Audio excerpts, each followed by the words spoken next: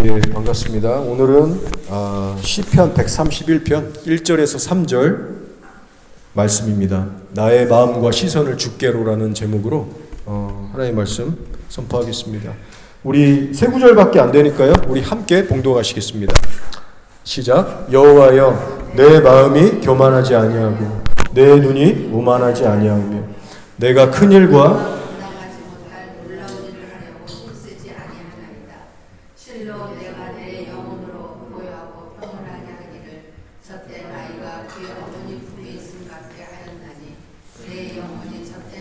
같도다. 이스라엘아, 지금부터 영원까지 여호와를 바랄지어다. 아멘. 이 시편 131편은요 다윗이 쓴 시입니다. 여러분도 잘 아시는 것처럼 이 다윗은 이 믿는 자들 중에서도 가장 이 본이 되는 하나님 마음에 합한 사람으로 알려져 있어요. 물론 죄에 넘어질 때도 있었죠. 다윗의 그 밧세바 사건을 여러분도 아실 겁니다. 하지만 성경이 하나님께서 인정하신 바는 그 우리야 사건 외에는 일평생 그의 마음이 온전하였더라. 다윗을 믿음의 이 샘플로 이제 높여주고 계세요. 자, 그런 다윗이란 사람이 이 시편 131편을 썼는데 보시다시피 세 구절밖에 안 되는 아주 짧은 시편입니다.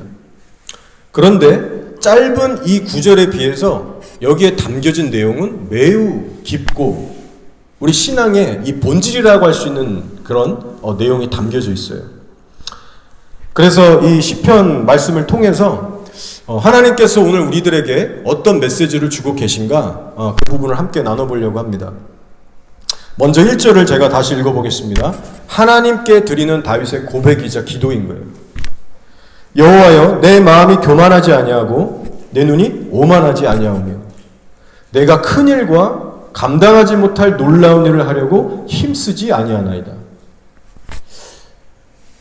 여러분은 이 말씀을 들으실 때 어떤 하나님의 메시지를 발견하고 계십니까? 이 말씀 속에서 우리가 발견할 수 있는 하나님의 음성은 이겁니다. 뭐냐면 너희는 사람들과 경쟁하지 말고 오직 하나님으로 만족하라입니다. 제가 하나님을 예전에 제가 몇 번 나눈 적이 있는데 제가 하나님을 인격적으로 정말 체험했다라고 할 수 있는 그때가 초등학교 2학년 때였습니다. 한국에 있었을 때 제가 방에 그냥 혼자 있었는데 하나님께서 정말 예고 없는 강력한 임재로 저를 찾아오셔서 저를 그냥 완전 납작 엎드리게 하셨고 죄인인 걸 그때 진짜 깨닫게 하셨고 벌벌 떨면서 회개하고 예수님을 영접했던 그런 어떤 특별한 경험이 있었어요. 그런데 문제는 뭐냐면 영적으로는 그때 당시 제가 거듭났지만 혼적으로는 너무나도 미성숙했고 아무것도 모르는 상태였습니다. 여기서 혼적이라고 할 때는 생각 혹은 가치관, 인생관 그런 걸 말하는 거죠. 그래서 그 국민학교 때부터 쭉 20대 초까지 그런 상태로 살아갔어요.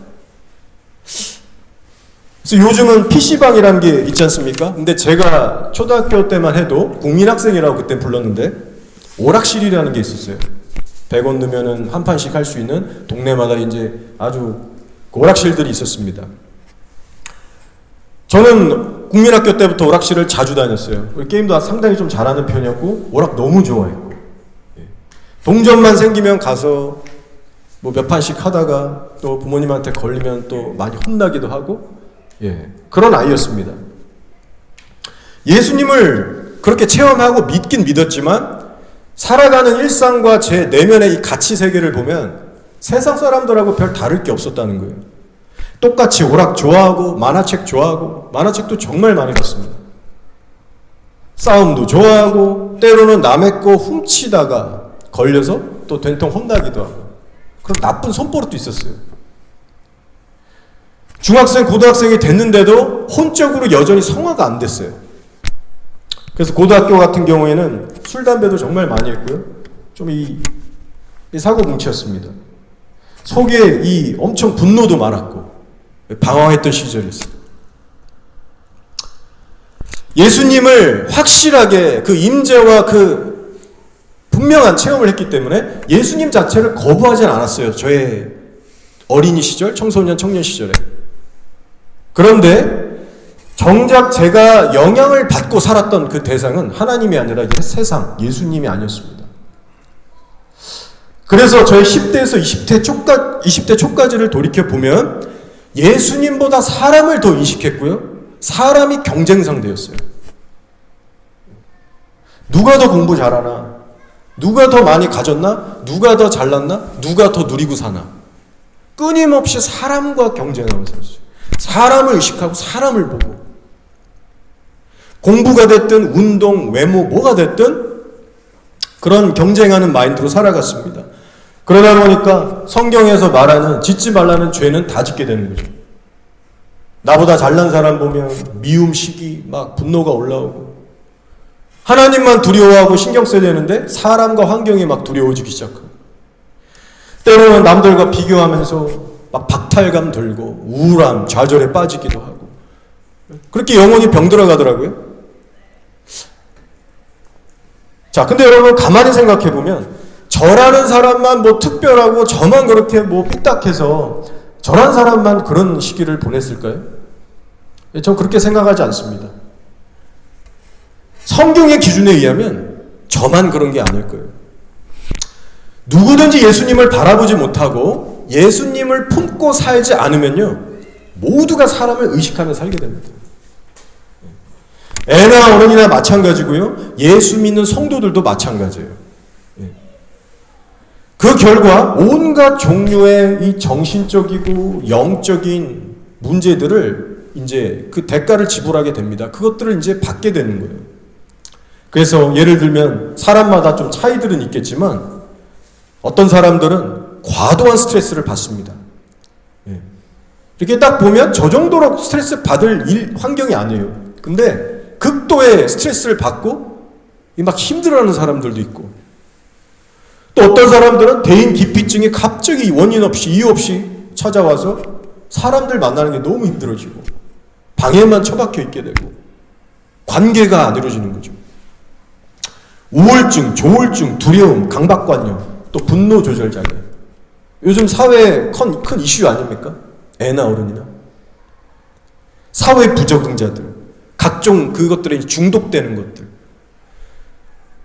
병원에 가서 일일이 해명할 수 없는 이 여러 가지 정신적인 문제들, 질병들. 이런 부정적인 것들이 이제 찾아오게 된다는 겁니다. 여러분 이게 뭐냐면요.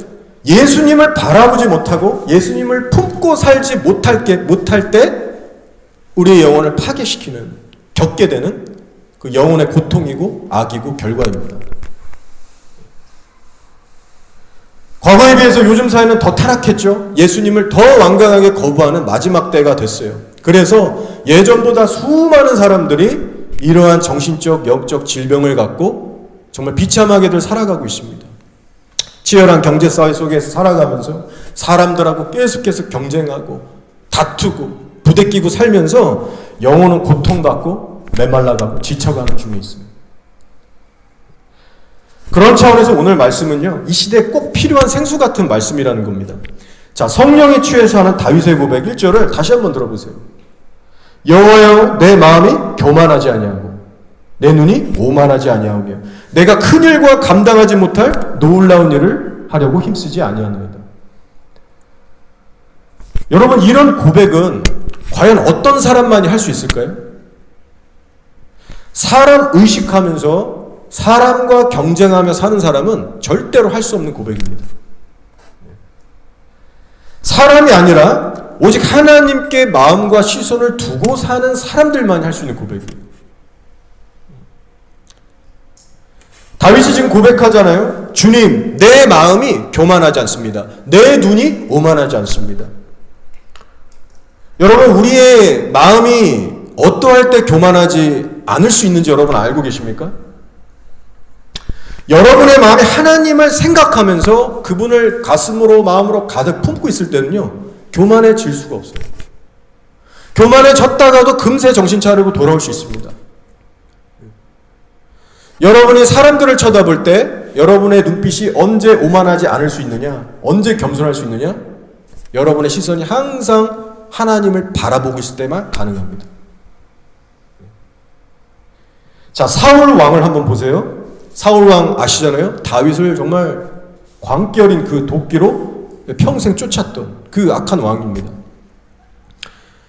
사람들이 한때 막 다윗을 칭찬하고 높이니까 그때부터 사울 왕이 시기 질투 분노에 사로잡혀서 사울 왕이 매우 소중한 걸 잃어버리기 시작해요. 뭘 잃어버리게 됐습니까? 하나님을 바라봤던 시선과 마음, 그 두 가지를 다 잃어버리게 돼요. 매일같이 눈에 들어온 건 다윗이었어요. 다윗이 매일같이 눈에 밟혔어요. 그 마음은 시기 질투 미움 분노로 채워지기 시작했어요. 시선과 마음을 빼앗기기 시작한 겁니다. 그리고 그때부터 변질되고 망해가기 시작한 거예요. 괴물이 되어버렸습니다. 평생토록 사람 의식하고 사람과 경쟁하면서 주변 사람들 다 괴롭게 하고 본인도 비참하게 살다가 끝내는 저주받은 인생이 돼서 심판을 받게 됩니다. 제가 지금 사울왕을 예로 말씀드렸지만 이것이 바로 여러분에게도 적용되는 영적 원리입니다. 명심하셔야 돼요. 여러분과 저도 마찬가지예요. 우리가 사람과 환경에 딸려가지 않은 인생이 되려면요, 어떻게 해야 돼요? 여러분의 마음과 시선을 예수님께 고정하고 사셔야 됩니다. 여호와여, 내 마음이 교만하지 않고 내 눈이 오만하지 않습니다. 다윗이 이렇게 고백할 수 있는 비결은 다른 것이 아니에요. 자기의 마음과 시선을 사람이 아니라 어떤 환경이 아니라 하나님께만 고정하고 살았기 때문에 가능했던 고백입니다. 이것이 오늘날 저희들에게 주고 계신 메시지예요. 여러분, 다윗처럼 이렇게 살아가고 계십니까? 혹시 여러분 가운데 신앙적으로 요즘 영적으로 자꾸만 침체가 되고 약해져가는 분이 혹시 계세요? 그렇다면은 이 시간 여러분의 마음과 시선을 한번 점검해 보시기 바랍니다. 대부분의 경우에는요, 신앙이 약해지고 침체되는 이유는 눈과 시선에서 잘못된 경우가 대부분이에요. 시선과 마음에서 잘못된 경우가 많습니다.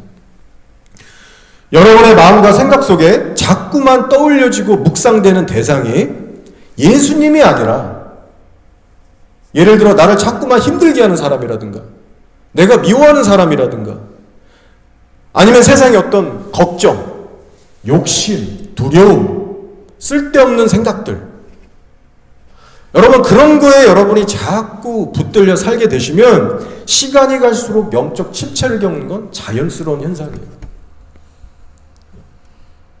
마음과 시선이 예수님 말고 다른 것에 가 있으면 영적으로 반드시 다운되고 쇠퇴하게 되어 있습니다. 그렇게 여러분의 마음이 지금 무엇을 가득 품고 있는지, 여러분의 시선은 무엇을 향하고 있는지를 한번 점검해 보세요.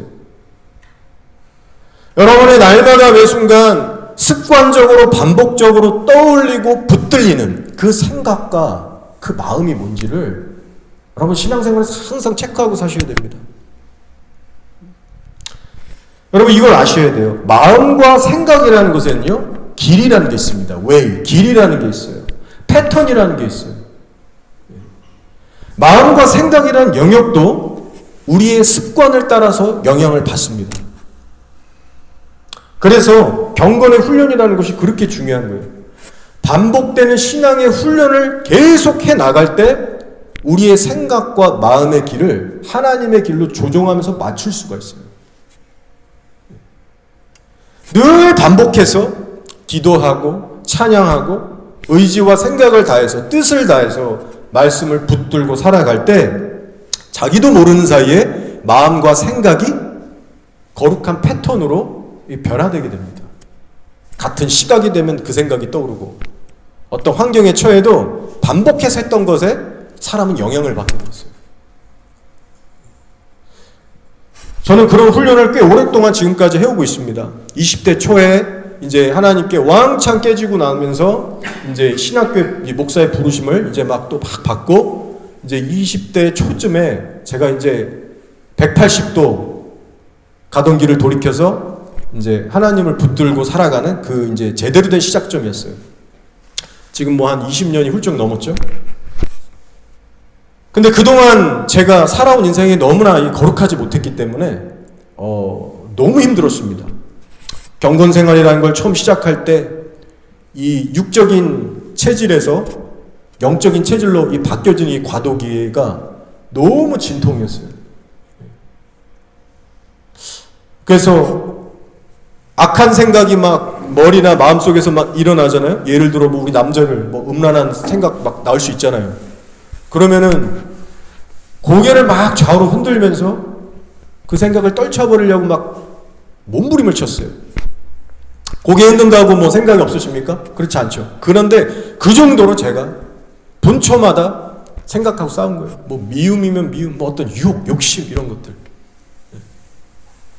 너무 힘들어가지고 이 생각과 마음을 지키는 싸움이 막 저도 모르게 헛소리가 딱 나갈 때도 있고 막 좌절해서 울면서 기도할 때도 있고 정말 그런 긴 터널, 어둠의 터널의 시간을 지냈던 것 같아요. 옆에서 보면 아마 미친 거 아니야? 그렇게 아마 얘기했을 수 있습니다. 자, 그런데 힘들어도 제가 중간에 포기할 수가 없더라고요. 왜냐하면 포기하면 예수님과 동행이 안 되기 때문에. 그런 과정에서 제가 깨닫게 된 건요, 우리 안에 수시로 들어오는 이 생각과 감정들이 물론 다 그런 건 아니지만 대부분의 경우에는 거의 쓸데없고 악하고 허망한 죄들이라는 사실을 시간이 가면 갈수록 선명하게 깨닫게 됐어요. 선하고 유익한 것들이 거의 없습니다, 여러분. 여러분도 한번 잘 여러분 속을 관찰해 보세요. 대부분은 이런 거죠. 누군가를 미워하는 감정이에요. 쓸데없이 또 과거의 사건들 막 떠올리면서 자기 멋대로 부정적으로 해석하고 또 그 옛날의 일이 다 지나간 일인데 또 쓴뿌리가 올라와서 막 미워하고 판단하고 저주하는 우리의 모습들이 있잖아요. 아니면 쓸데없는 걱정들, 두려움들, 음란, 망상, 뭐 부정적인 생각들. 다 그런 것들이에요, 대부분이. 전부 우리의 영혼을 괴롭게 하고 어둡게 하고 짓누르게 하는 쓸데없고 악한 것들입니다. 그래서 선한 것이 사람 안에 없다라고 예수님이 말씀하셨잖아요. 그래서 그런 죄악된 생각과 마음을 붙들고 묵상하게 되면 어떻게 될까요? 나만 손해 있는 거예요. 내 인생만 망가지는 거예요. 그래서 로마서 8장 6절에 이런 말씀이 있습니다.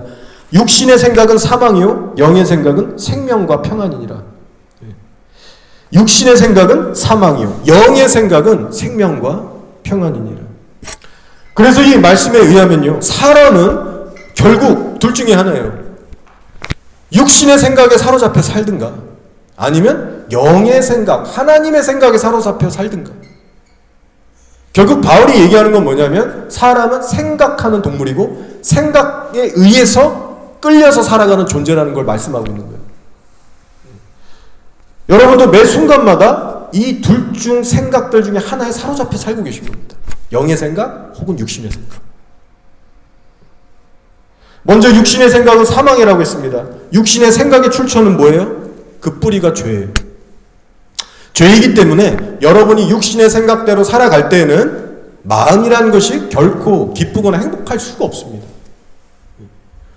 여러분이 하고 싶은 대로 다 하고 말하고 생각하고 살면 편하고 좋을 것 같죠?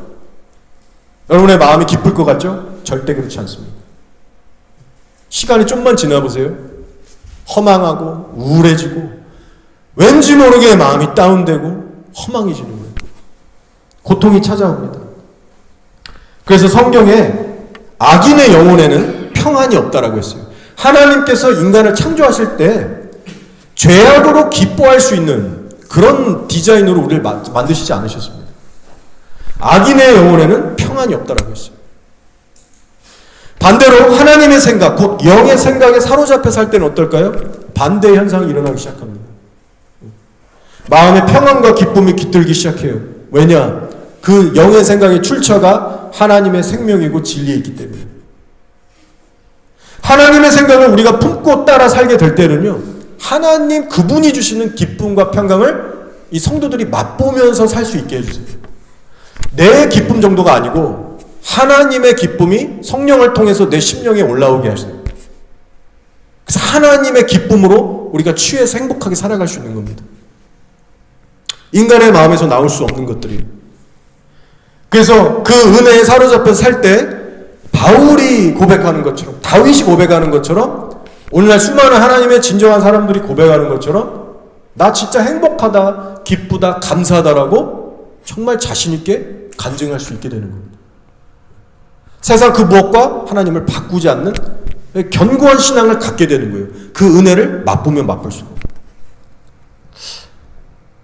제가 최근에 사실 좀 시험에 들 만한 일이 있었습니다.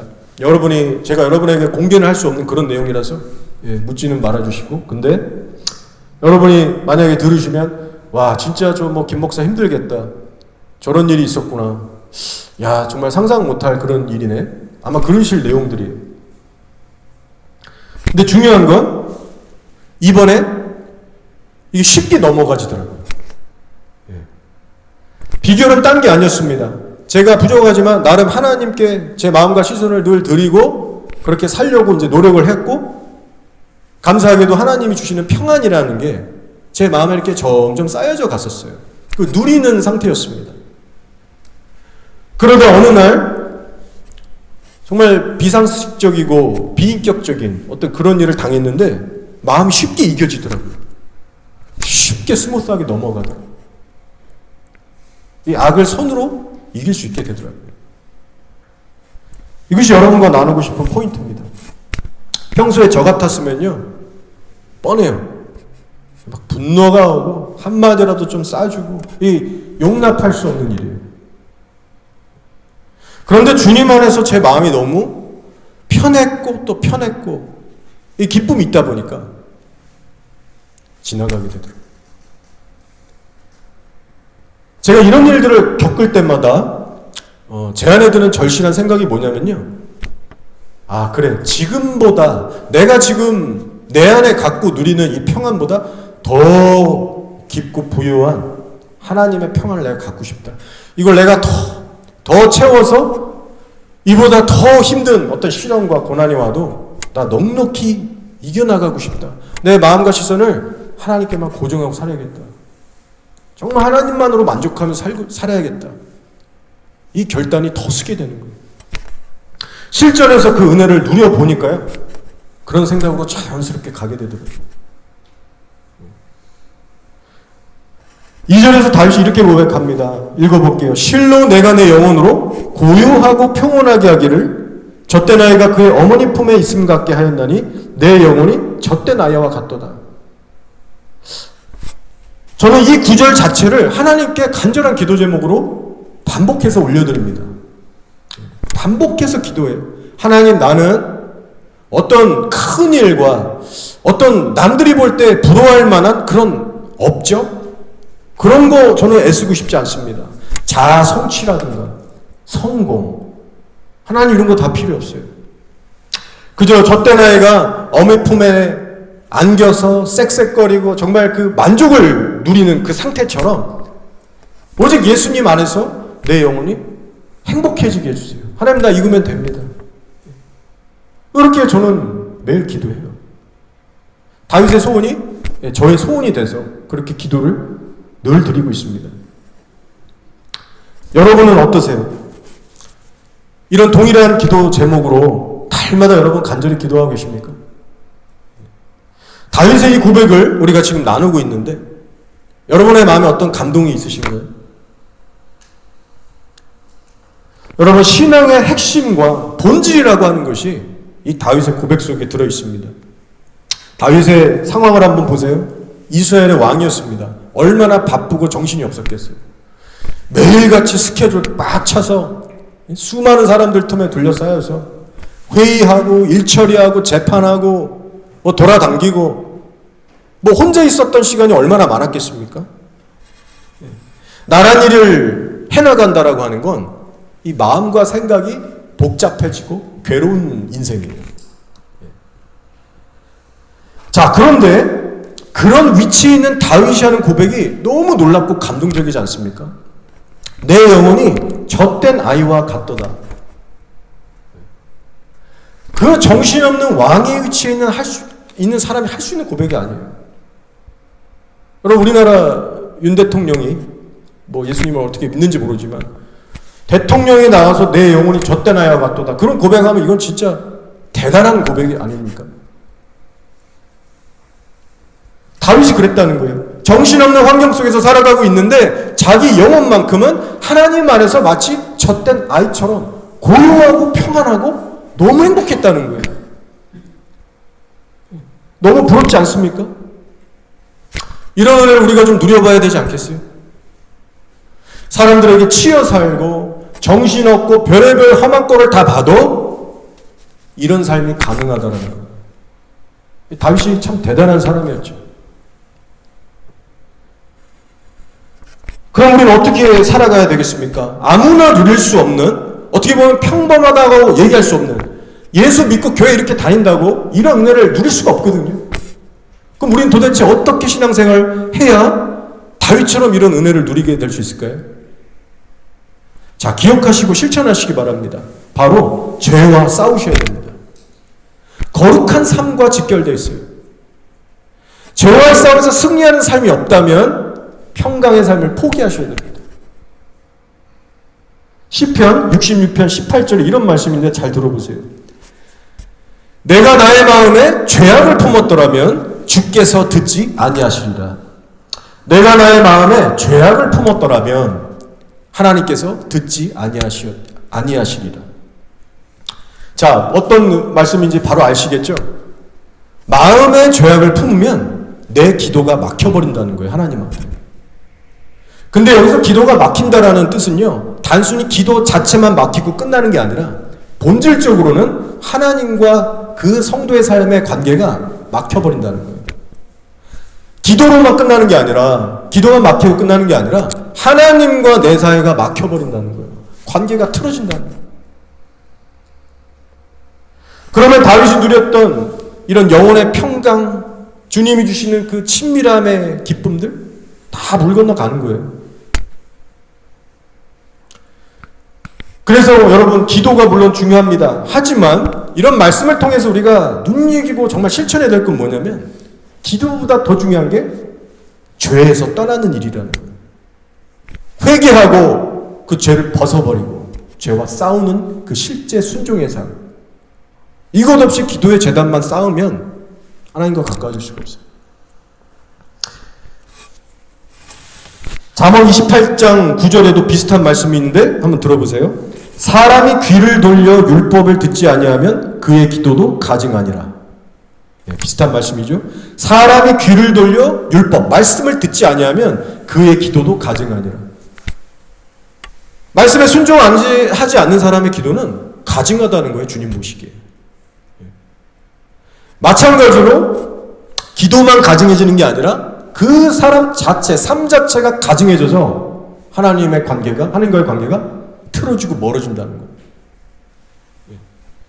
그래서 정리하면요, 죄와의 싸움이라고 하는 건 사실상 성도에게 있어서 선택의 문제가 아니에요. 예수님과 정말 가까워지고 싶고 그분과 동행하고 싶으면 죄와 반드시 싸우셔야 됩니다, 여러분. 그거 안 하면 멀어지게 돼 있어요. 우리 예수님께서 가르치신 많은 가르치심들이 있는데 그 중에 여러분 이런 말씀을 기억하실 겁니다. 눈이 범죄하면 눈을 뽑아버려. 팔이 범죄하면 잘라버려. 장애인으로 지옥 돌아가는 게 온몸이 성해서 지옥 돌아가는 것보다 나아. 잘린 상태로 천국 돌아가는 게 나아. 여러분, 이것은 과장법이에요. 우리가 문자적으로 이걸 받아들여서 죄 질 때마다 눈 빼고 팔 자르면 우리 나만 아는 게 없겠죠. 과장법이에요. 하지만 이 안에 담긴 메시지는 절대 과장이 아닙니다. 죄 짓는 거를 절대로 가볍게 여기지 말라는 거예요. 죄 짓는 삶을 쉽게 허용하지 말라는 거예요. 이 말씀을 어느 시대에 주셨어요? 소위 믿음으로 구원받는다는 은혜 시대, 신약 시대에 주신 말씀입니다. 직접 오셔서 있답니다. 죄라고 하는 것이 얼마나 하나님과 우리 사이를 파괴하고 망쳐놓는가, 평강을 빼앗아가는가. 다윗은 이것을 너무나 잘 알고 있었던 거예요. 그래서 분명히 다윗의 삶을 들여다보면 죄와 날마다 치열하게 싸우면서 하나님께 마음과 시선을 고정하는, 지켜내는 그런 신앙생활을 했을 거라는 겁니다. 따라서 여러분도 하나님과의 관계를 위해서도 그렇고 여러분의 정말 그 영혼의 평온함을 원하신다면 반드시 죄와 전쟁에 늘 임하시는 거룩한 여러분의 삶이 되기를 축복합니다. 여러분도 잘 아시는 마틴 루터가 있어요. 종교개혁가입니다. 마틴 루터가 이런 유명한 말을 했어요. 제가 예전에 한번 언급한 적이 있는데 마틴 루터가 한 말입니다. 자, 새가 머리 위로 지나갈 수는 있으나 머리에 앉아 둥지를 틀게 해서는 안 된다. 자, 한번 다시요. 새가 머리 위로 지나갈 수는 있으나 머리에 앉아 둥지를 틀게 해서는 안 된다. 저는 이 표현을 사실 너무 좋아합니다. 우리가 어떻게 하나님을 믿고 신앙생활을 해야 되는지를 기가 막히게 지금 비유로 이제 표현을 해놨어요. 어떤 의미인지 아시겠죠? 그래도 설명을 잠깐 해드리면 이런 겁니다. 인간은 아시다시피 타락했기 때문에 매 순간순간마다 우리 속에서 이 악하고 더러운 생각들이 정말 이 용솟음 치죠. 막 모래들은 컵을 막 휘저으면 막 모래들이 일어나듯이 끊임없이 우리 안에서 올라옵니다. 사탄도 던지고 우리 안에서도 올라오고 난리 그냥 아수라장이에요. 그래서 그 자체를 우리가 없앨 수는 없어요. 예수 믿어도 그거 안 없어집니다. 죄성이라고 하죠. 하지만 죄악된 마음이나 생각이 들 때마다 우리 쪽에서 그것을 딱딱 쳐내고 거부할 수 있는 것은 할 수 있다는 거예요. 그 더러운 죄악된 생각이, 그 마음이 내 안에 견고하게 둥지를 틀고 뿌리 내리지 못하도록 우리 쪽에서 잘라내고 뽑아내고 태워버리고 거부하면서 신앙생활을 해야 된다는 말씀이에요. 되게 성경적인 말씀입니다. 힘들어서 그렇지, 고통스러워서 그렇지 성령 안에서 할 수 있어요. 이 좁은 길입니다. 이것이 바로. 예를 들어서 에베소서 4장 26, 7절에 사도 바울이 이런 말씀을 줬잖아요. 분을 내어도 죄를 짓지 말며 해가 지도록 분을 품지 말고 마귀에게 틈을 주지 말라. 우리 현실이 그렇잖아요. 누군가가 밉고 짜증날 수 있습니다. 하루에도 수십 번씩 배우자가 마음에 안 들어서 막 원망이 올라오고 잔소리하다가 정말 막 속이 뒤집어지고 얼마나 많아요? 용서하고 싶지 않은 마음이 막 굴뚝같이 일어납니다. 그런데 바울이 경고하는 건 아무리 늦어도 24시간 안에 해가 지기 전에 그 마음 처리하라는 겁니다. 누군가를 미워하고 용서하기 싫어도 처리하고 자라. 그리고 이렇게 명령하는 건요, 할 수 있기 때문에 주시는 거예요. 현실 가능하기 때문에 주시는 거예요. 그러면서 하시는 말씀이 마귀에게 틈을 주지 말아라. 마귀에게 틈을 주지 말아라. 우리 예수님처럼 완벽한 그런, 우리가 신은 아니지만 마귀에게 틈을 주지 마라. 이 틈이라는 단어를 잘 묵상해 보세요. 24시간 싸우라는 거예요. 너희의 생각과 마음에 틈이 벌어져서 사단이 둥질 틀지 못하도록 24시간 성령 안에 깨어서 죄와 싸우라는 거예요. 할 수 있으니까 주신 말씀입니다. 애초부터 우리는 죄를 이길 수 없어. 그건 패배주의로, 사람이 믿음으로 구원받지 죄로 행위로 받나? 이런 마인드에 사로잡혀서 이런 어떤 악한 감정들, 생각이 올 때마다 이걸 정말 심각하게 잘라내고 정말 거부하는, 그렇게 살아가는 성도들이요, 생각보다 많지가 않습니다.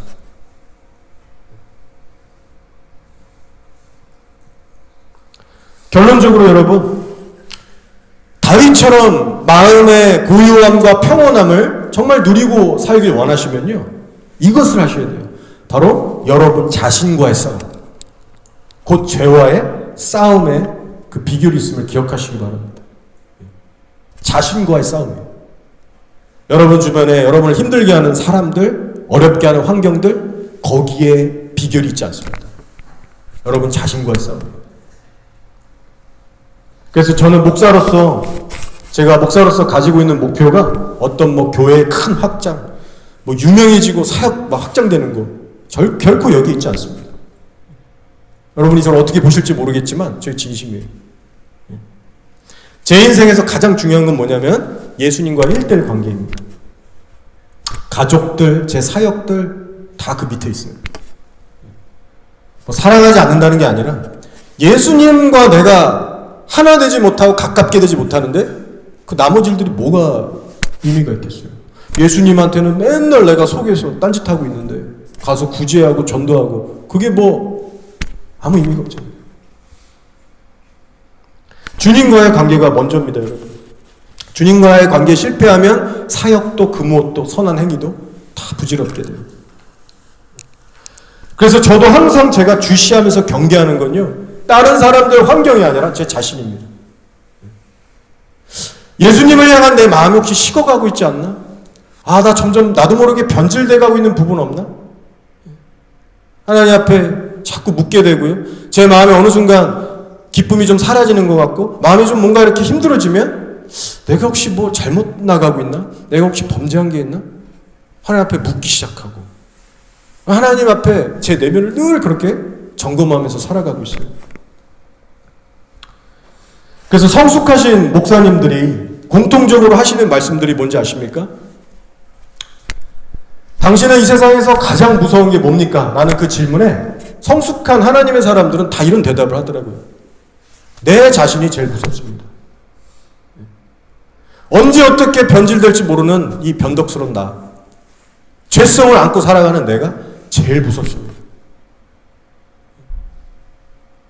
참 귀담아 듣게 되는 그런 조언의 말씀들이. 이제 말씀을 정리하면서 마치겠습니다. 성도에게, 예수님을 믿는 저 여러분과 같은 성도들에게 있어서 정말 행복하다라고 말할 수 있는 인생은 어떤 인생일까요? 사람이 이 땅을 살아가는 동안 정말 행복하다, 이거다라고 말할 수 있는 그런 아름답고 행복한 인생은 어떤 인생일까요? 거기에 대한 답을 오늘 다윗이 이 시편 말씀을 통해 주고 있다라고 생각합니다. 젖된 아이가 그의 어머니 품에 있음 같게 하였나니 내 영혼이 젖된 아이와 같도다. 뭘 이뤄서 뭘 더 세상의 것들을 얻고 가져서 오는 행복 차원이 아니에요.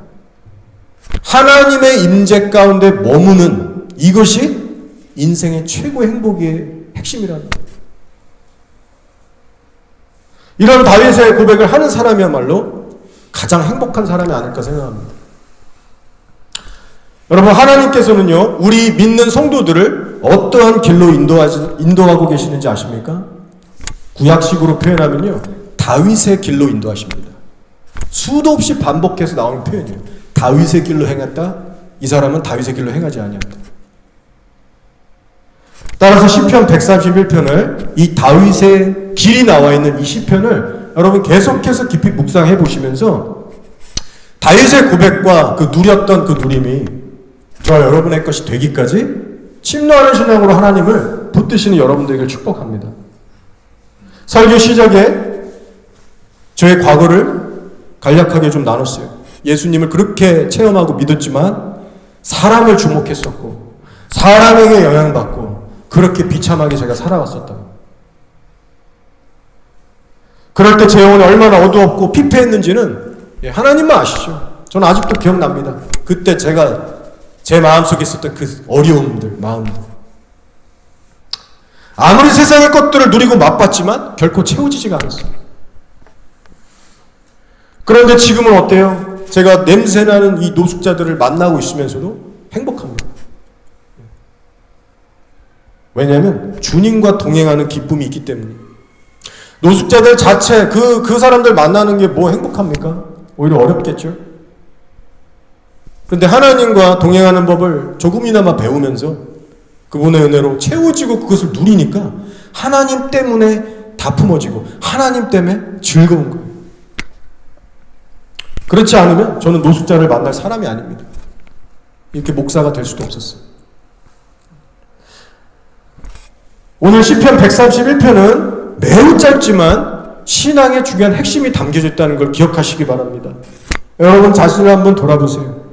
요즘 여러분의 마음과 시선이라는 것이 하루하루 예수님께만 쏠려 있는지, 아니면 다른 사람들, 여러분이 처한 환경들, 혹은 세상의 어떤 그 무엇에 대해서 여러분이 사로잡혀 있지는 않은지. 오늘 하나님께 여러분 기도드리시면서 여러분의 마음과 시선을 다시 한번 주님께로 고정하는 시간이 되길 원합니다. 진정한 예배 시작은 이런 교회당에서 시작되는 것이 아닙니다. 여러분 다 알고 계시죠? 진짜 예배의 시작은요, 나의 마음과 시선을 주께 맞추고 삶의 현장에서 그분의 마음과 생각을 따라 살아갈 때, 그게 삶의 현장에 진정한 예배의 터가 되고 예배가 되는 것입니다. 여러분이 현재 예수님과 동행하고 계시다면 여러분의 심령에 그 증거가 나타나고 있을 겁니다. 오늘 말씀을 쭉 제가 로마서 8장을 통해서도 나눴듯이 삶의 어려움들이 여러분의 삶에 있죠, 물론. 그래서 때로는 인간관계 때문에 마음이 쓰리고 화도 나고 뒤죽박죽 되고 여러 삶의 문제들로 여러분의 마음이 바람잘 날이 없는 건 맞아요.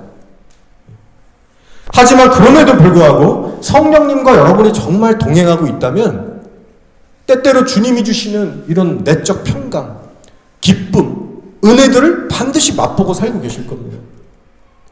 그리고 그런 은혜를 통해서 다시 한번 삶의 위로와 힘을 얻고 어렵고 힘들어도 꿋꿋하게 전진해 나가는 분명한 내적, 외적 삶의 증거들이 있을 거라는 거예요.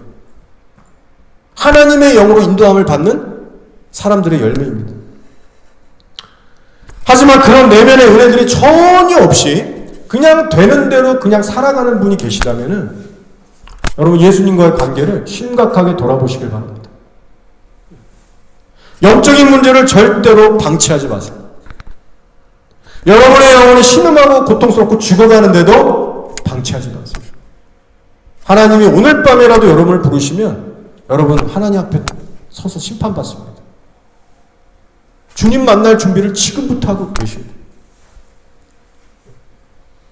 여러분이 겪고 있는 삶의 고민과 어려움들이 있을 거예요. 직장일로도 힘들고 자녀양학도 이렇게 골치 아프고 돈 문제, 건강 문제. 하지만 그 모든 여러분이 떠안고 있는 어려움보다도 여러분의 영생의 문제가 훨씬 더 중요합니다. 예수님과의 관계보다 중요한 건 여러분의 인생에 없어요. 여러분에게 그 절실한 마음이 있습니까? 여러분 안에 예수님으로부터는 영적 생명이 정말로 있는지 하루하루 그것을 여러분이 들여다보면서 그것을 놓치지 않기 위해서 날마다 기도하고 누가 하지 말라도 말씀을 보고 예배하는 여러분 그러한 마음, 그러한 믿음이 여러분에게 있습니까? 마지막 3절에서 다윗이 이렇게 선포합니다. 이스라엘아 지금부터 영원까지 여호와를 바랄지어다. 내일, 모레, 다음 주로 미룰 게 아니라 바로 지금 이 순간부터 여호와를 바라보라고 하고 있어요. 인간을 창조하신 이유와 목적이 여기 있습니다. 인간이 느낄 수 있는 최고의 행복과 가장 승리하고 성공하고 아름답다라고 할 수 있는 인생이 바로 여호와를 바라보면서 시작됩니다. 따라서 더 이상 미루거나 핑계치 마시고 이 시간 결단하셔서 여러분의 마음과 시선을 예수님께 다시 한번 고정하시기를 축복합니다. 교회당의 예배는 이렇게 끝이 나지만 이제 여러분 삶의 현장에 돌아가셔서 주님을 바라보는 그 예배, 함께 하시는 예배가 계속해서 이어지기를 주님의 이름으로 축원드립니다.